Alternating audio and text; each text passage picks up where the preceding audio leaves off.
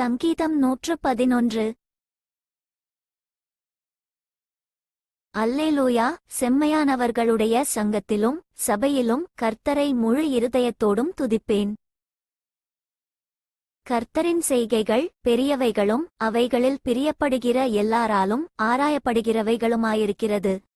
அவருடைய செயல் மகிமையும் மகத்துவமுமுள்ளது. அவருடைய நீதி என்றென்றைக்கும் நிற்கும்.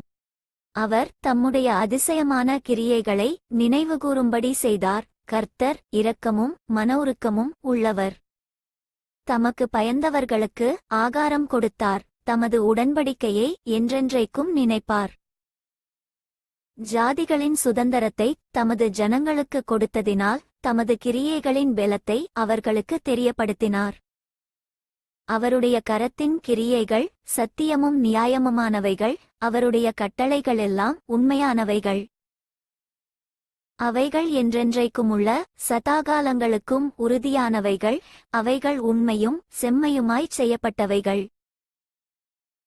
அவர் தமது ஜனத்திற்கு மீட்பை அனுப்பி தமது உடன்படிக்கையை நித்திய உடன்படிக்கையாக கட்டளையிட்டார். அவருடைய நாமம் பரிசுத்தமும் பயங்கரமுமானது.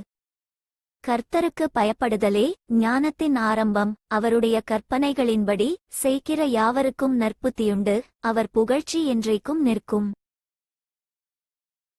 For more videos, subscribe and like my channel.